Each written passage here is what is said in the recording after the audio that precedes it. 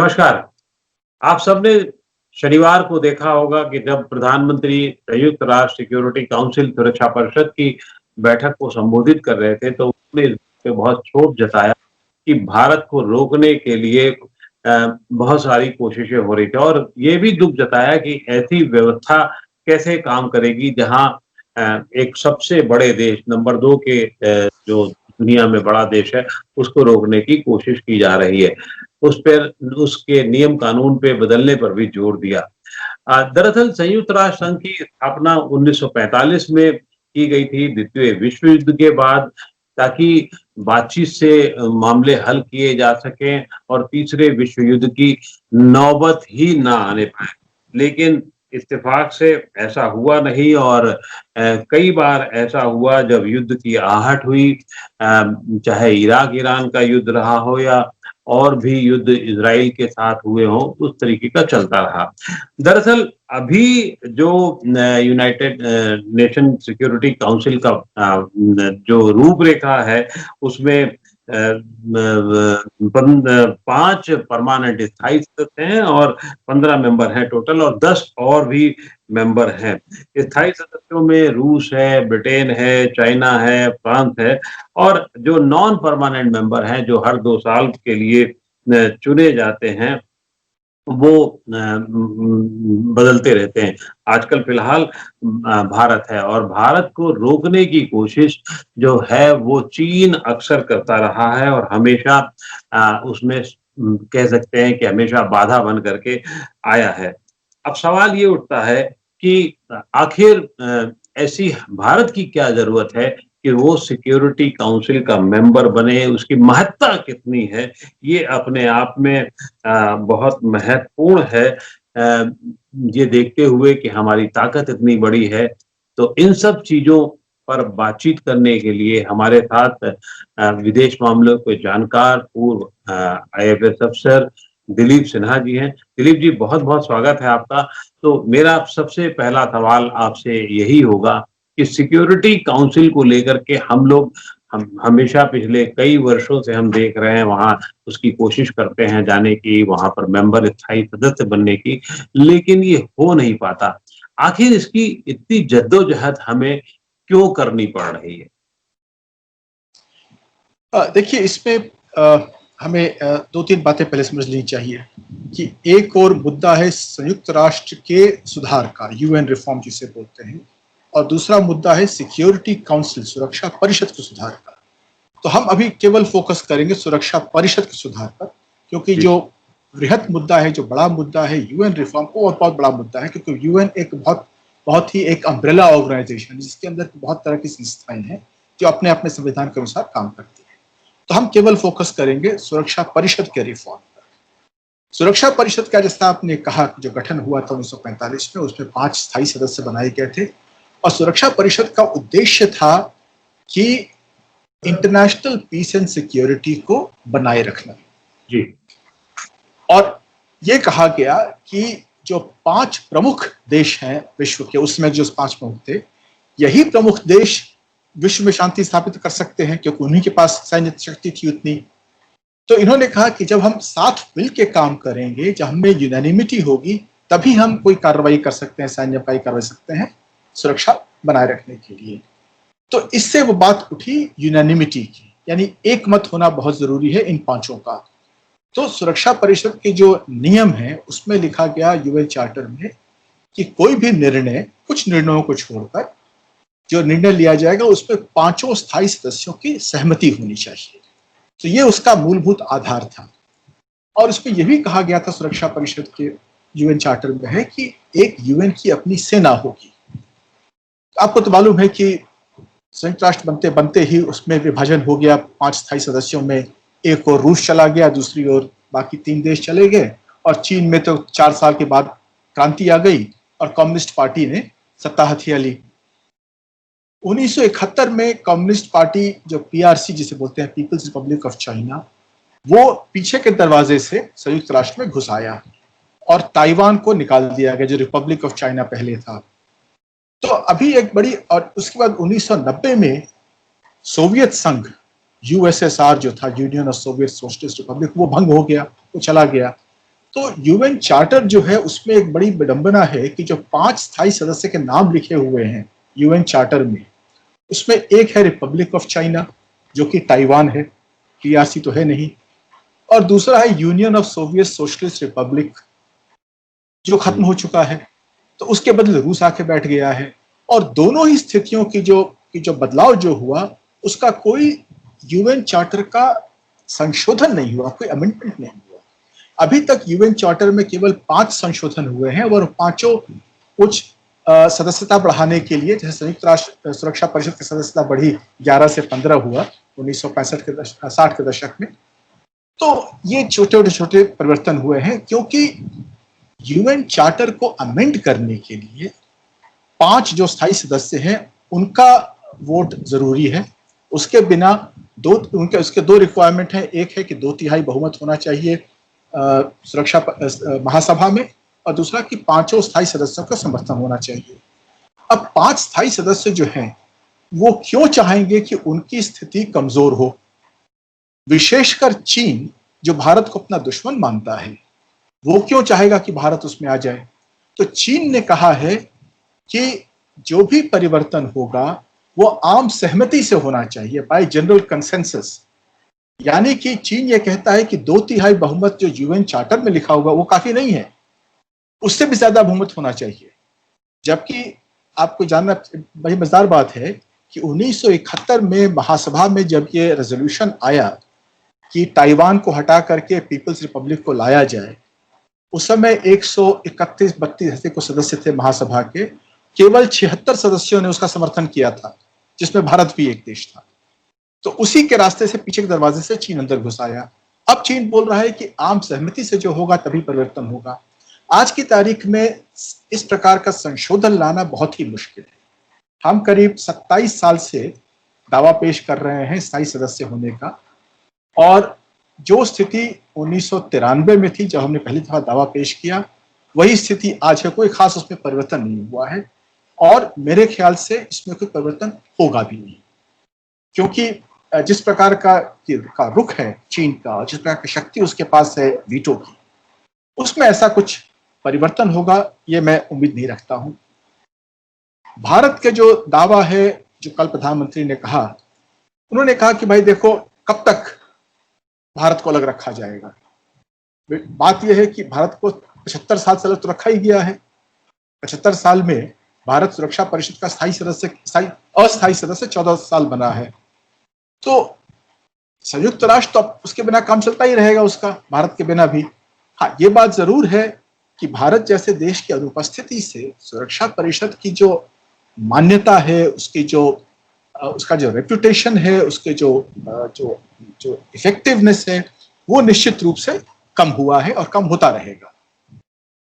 भारत की जो अभी जो स्ट्रैटेजी है ये सदस्यता प्राप्त करने की, वो है कोऑपरेट एंड रिक्वेस्ट, यानी हम सहयोग जारी रखेंगे सुरक्षा परिषद के साथ और साथ साथ निवेदन भी करते रहेंगे कि भाई हमें बना दो सदस्य। तो हम गुड बॉय जो होता है क्लास का, उस तरह से हम बिहेव कर रहे हैं। उसका हमारा बर्ताव है कि हम ठीक से काम करेंगे, हम सुरक्षा परिषद के अस्थायी सदस्य भी बनेंगे, चुनाव हमने लड़ा है, अगले साल से हम सदस्य बन जाएंगे। हम पीस कीपिंग ऑपरेशंस जो होते हैं सुरक्षा परिषद के, उस पर भी शामिल होंगे। हम अन्य जो कार्रवाई होती है सुरक्षा परिषद की, उस पर भी शामिल होंगे और कोशिश करते रहेंगे कि जब भी समय मिलेगा तो हम उसमें घुस जाएंगे। तो ये जो नीति है, ये नीति अभी तक चल रही है। तो इस नीति से मैंने कहा 27 साल में कोई परिवर्तन नहीं हुआ है और मेरे ख्याल से अगले 27 साल में भी कोई परिवर्तन नहीं होने वाला है। अब आपने सवाल किया कि इसका महत्व क्या है भारत के लिए, तो इसमें 2 मत हो सकते हैं। एक और कि भारत यदि सदस्य बन भी जाता है तो क्या कर लेगा। अब जैसे भारत 14 साल अस्थायी सदस्य रहा है सुरक्षा परिषद का, 7 टर्म किया है भारत ने। तो 7 टर्म में हमने ऐसा क्या कर लिया जिससे कि लगे कि हमने कोई बहुत बड़ा परिवर्तन कर दिया हो, या जो 5 स्थायी सदस्य हैं उन्होंने ऐसा कौन सा काम कर लिया है सुरक्षा परिषद में विश्व शांति स्थापित करने के लिए। बल्कि भारत का योगदान जो है बहुत बड़ा है पीस कीपिंग ऑपरेशंस में। तो वो एक अलग प्रश्न होता है लेकिन ये बात जरूर है कि भारत यदि सुरक्षा परिषद का स्थायी सदस्य बनता है तो जो छोटे छोटे काम होते हैं, जैसे मसूद अजहर के विरुद्ध सैंक्शंस कमेटी है एक, अब सैंक्शंस कमेटी में सिर्फ 5 सदस्य बैठते हैं और वही फैसला करते हैं कि किस पर सैंक्शन लगेगा किस पर नहीं लगेगा। तो अगर उस समिति में भारत रहता है तो भारत एक अंदरूनी जो प्रोसेस है डिसीजन मेकिंग का उसका सदस्य बनेगा, तो छोटे छोटे कामों में भारत का योगदान रहेगा। लेकिन जो बड़े काम हैं जैसे विश्व शांति स्थापित करना, उसमें सुरक्षा परिषद ही खास इफेक्टिव नहीं रहा है, तो उसमें भारत घुस के भी क्या करें। इसका मतलब ये हुआ कि भारत के प्रयासों से अब हम देख रहे हैं संयुक्त राष्ट्र के कई संगठन, चाहे वो WHO हो या और भी, आप देखिएगा जब आप उस पे आते हैं, क्योंकि सुरक्षा परिषद जो माना जाता है संयुक्त राष्ट्र का 6 जो संगठन है उसमें एक माना जाता है, लेकिन और संगठन का भी धीरे धीरे इम्पैक्ट असर कम होता चला जा रहा है। तो क्या भारत की इन कोशिशों से, जैसा कि आपने कहा हम 28 साल से लड़ रहे हैं, तो उसका असर कम हुआ और हमें उसी दिशा में ही बढ़ते रहना होगा या कुछ और भी प्रयास करने होंगे, और अगर करने होंगे तो कैसे प्रयास करने होंगे?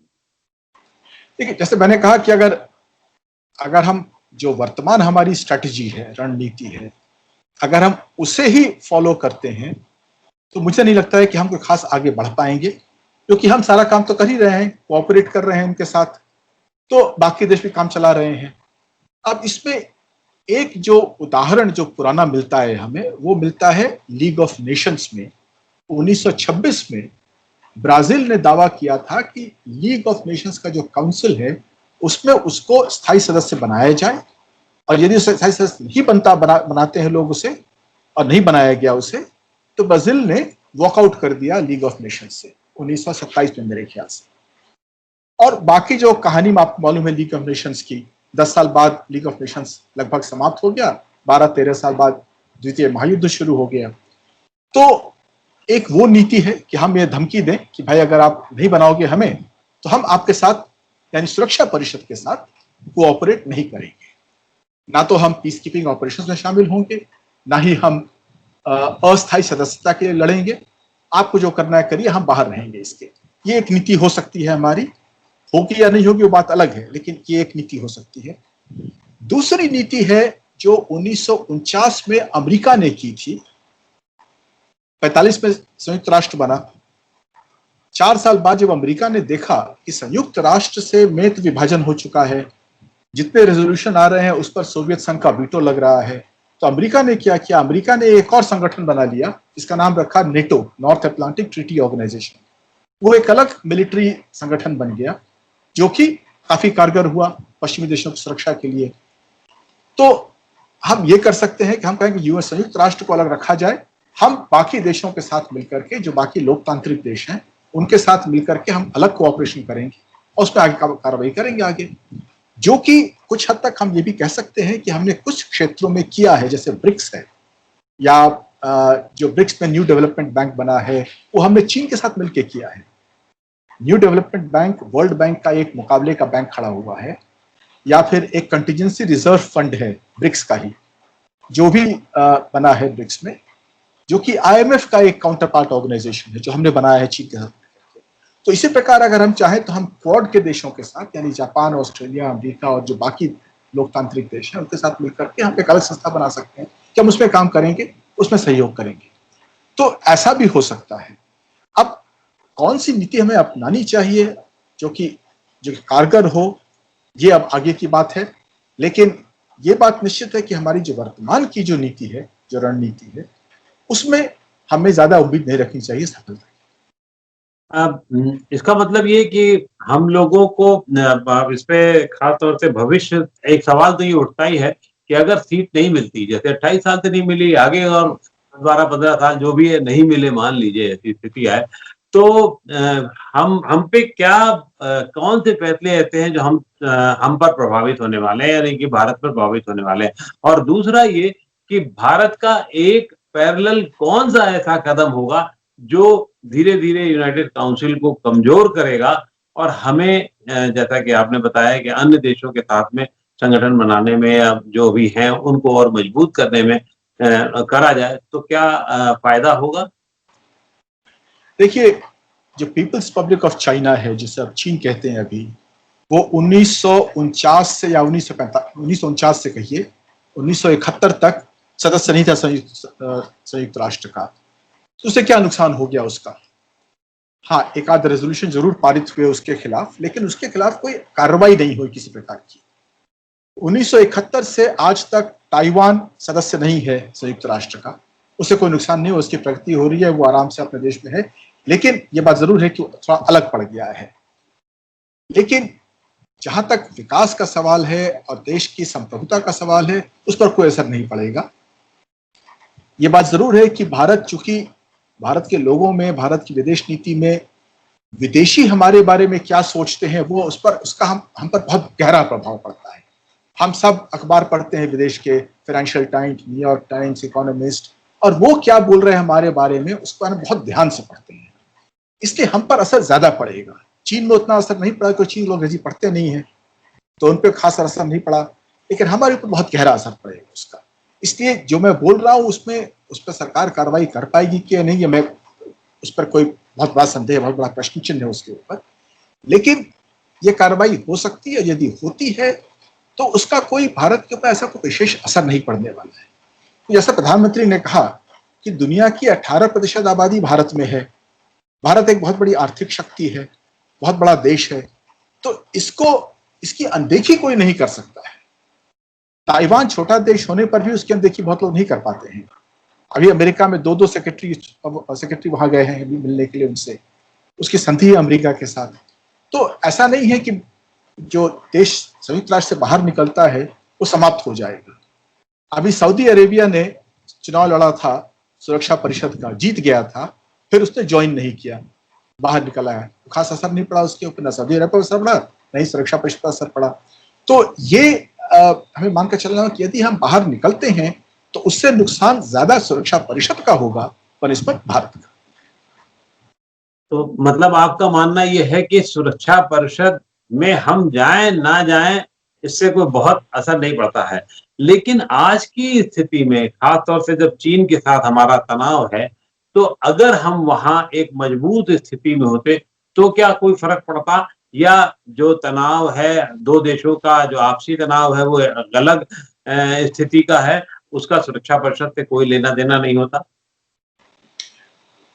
एक हद तक आप कह सकते हैं कि यदि भारत स्थायी सदस्य होता और भारत के पास वीटो होता तो निश्चित रूप से भारत को सुरक्षा परिषद के किसी कार्रवाई का खतरा नहीं होता भारत के ऊपर। और भारत जैसे आज प्रयास कर रहा है कि मसूद अजहर पर सैंक्शन लगाए जाए, वो हमें दौड़ना नहीं पड़ता इधर उधर। आज हम कोशिश कर रहे हैं कि नेशनल एनएसजी पे, नेशनल न्यूक्लियर सप्लायर्स ग्रुप का सदस्य बने। ये सब जो छोटी छोटी परेशानियां वो सब हमें नहीं होती, क्योंकि हम हाई टेबल पर बैठे होते। लेकिन इसके कारण ऐसा नहीं है कि भारत को कोई बहुत बड़ा लाभ मिल जाता है, क्योंकि जैसे जब कोल्ड वॉर चल रहा था तो सोवियत संघ और अमेरिका के बीच में मनमुटाव था, तनाव था, और युद्ध की स्थिति कई दफा आई सामने। तो ऐसी बात नहीं है कि संयुक्त राष्ट्र का सदस्य होने से ही देश सुरक्षित हो जाता है और उस पर किसी आक्रमण का खतरा नहीं होता है, क्योंकि लड़ाई कभी भी हो सकती है। और लड़ाई जब होती है तो युद्ध की सेना से होती है, न कि संयुक्त राष्ट्र के प्रस्तावों से। तो क्या भारत की ये कोशिश जो है बार बार जाने की, अपील करने की, चुनाव लड़ने की, वो ऐसे ही चलने देनी चाहिए, या ये जो आपने शुरू में मतलब बातचीत के दौरान आपने ये कहा था कि ऐसे संगठनों का असर अपने आप कम हो जाए, इस पर ज्यादा जोर रहना चाहिए? मेरा विचार है कि हमें कम से कम सुरक्षा परिषद के साथ जो अपना सहयोग है वो धीरे धीरे कम कर देना चाहिए। अब अभी ये जो हमने सदस्यता ली है सुरक्षा परिषद की, वो हमने ली, अफगानिस्तान को कहा कि तुम पीछे हट जाओ। अफगानिस्तान पहले सदस्य बनना चाहता था और उसने अपना नाम नामांकित किया था इसके लिए। हमने अफगानिस्तान को कहा कि तुम हट जाओ, हम लड़ेंगे। आज से 10 साल पहले जब हमने चुनाव लड़ा था तो उस समय भी मेरे ख्याल से कोई मध्य एशिया का देश था, कजाकिस्तान या कोई देश था, उसे हमने कहा कि तुम हट जाओ, हम लड़ेंगे। तो किसी छोटे देश को हटा करके हम घुसते आए हैं सुरक्षा परिषद में। घुसने के बाद कोई खास तो हम कर नहीं पाते हैं।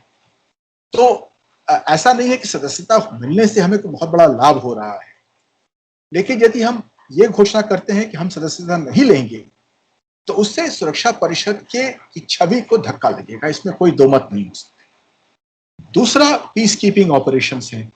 पीस कीपिंग ऑपरेशंस में हमें कुछ पैसा मिलता है निश्चित रूप से, लेकिन उससे कोई खास फायदा हो पाता है, क्या होता है ये कहना मुश्किल है। हमारी सेनाओं के लिए जो वहां जाते हैं थोड़ा अनुभव बढ़ता है उनका, लेकिन कितना योगदान है विश्व शांति में ये पीस कीपिंग ऑपरेशंस का, उस पर एक बहुत बड़ा प्रश्न चिन्ह है। तो अगर हम ये दो तीन चीजों पर अगर हम अपना सहयोग कम कर देते हैं, तो निश्चित रूप से हम दबाव डालेंगे संयुक्त राष्ट्र पर कि वो सुरक्षा परिषद का सुधार सामने ले आए और उसको सुधार करे। क्या अब कोशिश जो हम लोग सुरक्षा परिषद में सुधार की बात आपने कर रहे हैं उसकी होनी चाहिए, या लालसा छोड़ ही देनी चाहिए सुरक्षा परिषद में जाने की? दोनों कर देना चाहिए हमें।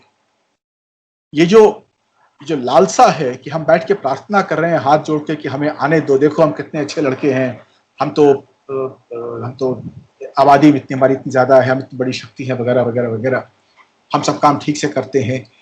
तो ये नीति हमें छोड़ देनी चाहिए। हमें कहना चाहिए कि अगर हमें लोगे तो लो, नहीं लोगे तो हम हैं अपनी जगह पे, हमें उसकी लालसा नहीं है। हम अस्थायी सदस्यता नहीं मांगने जाएंगे, हम चुनाव नहीं लड़ेंगे, और हम जो पीस कीपिंग ऑपरेशंस हैं उसमें शामिल नहीं। तुम अपना करो। चलिए, आपने बहुत काम की जानकारी दी, बहुत बहुत आभार आपका, और उम्मीद करते हैं कि भारत को जो अपने काम करने हैं, बड़े काम करने हैं, उस पर उसका ध्यान ज्यादा होगा बनस्पत उसके कि सिर्फ एक सदस्य बन जाए। और जो सबसे रोचक बात आपने कही कि दूसरे देशों में जो कुछ लिखा जा रहा है, दूसरी भाषा में जो लिखा जा रहा है, उस पे हमें बहुत परेशान नहीं होना चाहिए। हम अपने आप में कितना मजबूत रख पाते हैं, ये ज्यादा बहुत महत्वपूर्ण बात है। बहुत बहुत शुक्रिया। Thank you.